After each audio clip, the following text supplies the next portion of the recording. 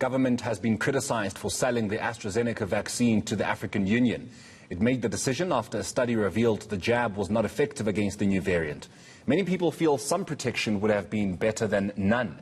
Now, to help us unpack the science behind the decision, I'm joined by Mia Malan, the Executive Director at the Bhekisisa Centre for Health Journalism. Good afternoon to you, Mia, and thank you so much for your time. So, if the AstraZeneca vaccine wasn't as effective against the new variant, why then is it deemed a mistake to sell it? Well, as you may recall, there was a small study in South Africa that showed that the AstraZeneca vaccine only provides 10% protection against mild to moderate COVID that's caused by the new variant in our country. So that led to a decision that we shouldn't use the AstraZeneca vaccine. That study didn't give us any data as to whether the AstraZeneca vaccine can prevent severe disease, in other words, the type of COVID that leads to hospitalizations and death. And we just don't have data on that. So the government argued that if we don't have data, but there are vaccines that we do have data for instance, the Johnson & Johnson vaccine on COVID caused by the variant, we should rather use those vaccines. Of course, there's the argument by some scientists that why don't we just use the vaccines that we have and give it to people who are very vulnerable, such as older people or people with comorbidities, because we know that the vaccine is safe. It might not work, but it's safe. But the government argues that that could lead to vaccine hesitancy. In other words, to people getting general doubts in vaccines if it turns out not to work, the AstraZeneca vaccine, because we don't have the data, and that they then may be less likely to take up other vaccines because it may spread around vaccines. Okay, so government was confident then that it would procure better vaccines, as they are doing now with Johnson & Johnson. So surely sharing what we had with our fellow Africans who might have been struggling to get any vaccines wasn't the worst idea, no? So what we're going to get now in South Africa, as you've mentioned, is the Johnson & Johnson vaccine and also the Pfizer vaccine.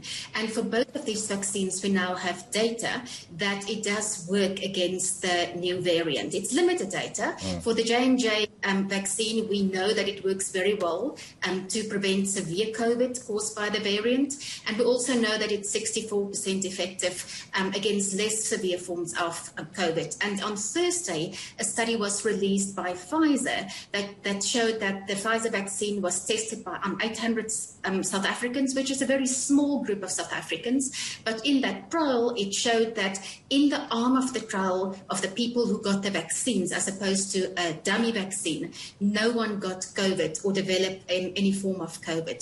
So the two vaccines that we're getting in, we do have some data and we know that they work.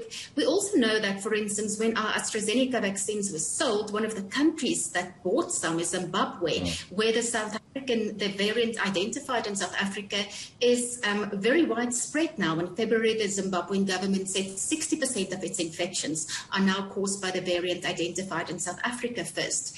So there are different opinions on this because the Zimbabwean government is still using this AstraZeneca vaccine, but it's also using other vaccines such as Sinopharm and Sinovac. Okay, so European countries we've come to know are identifying new variants as well. I don't know if they're any similar to what we have. Do we have any reason to be worried that the Johnson & Johnson vaccine we're getting will manage a new variant should one be found? Well, we should be worried about all vaccines when that happens, and there will certainly be new variants emerging throughout the course of this pandemic. That is simply what viruses do.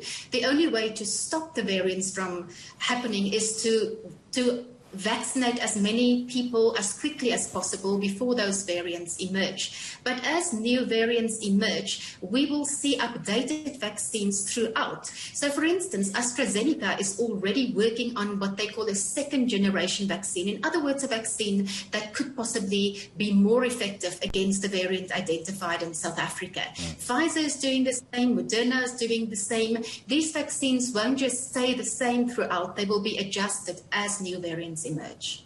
Would it then be advisable, Mia, that we continue to procure other vaccines? Because, of course, we are getting J&J and Pfizer. Would Moderna be something that we should be going for? Maybe even Sputnik?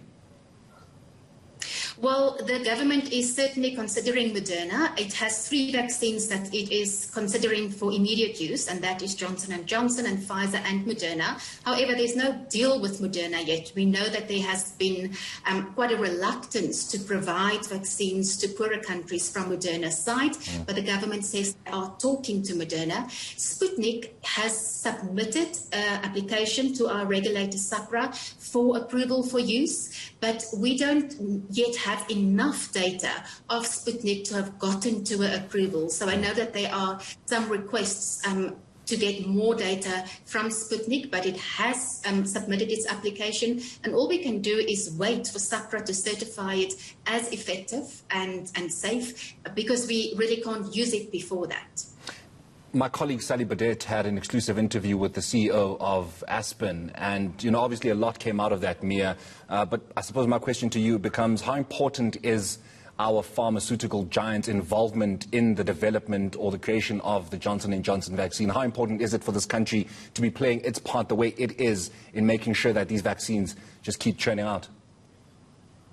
Well, it's extremely important. As you know, that Johnson & Johnson has granted rights to the local plant of Aspen to produce Johnson & Johnson vaccines. And of the 31 million Johnson & Johnson vaccines that we've procured, most of these will come from this plant.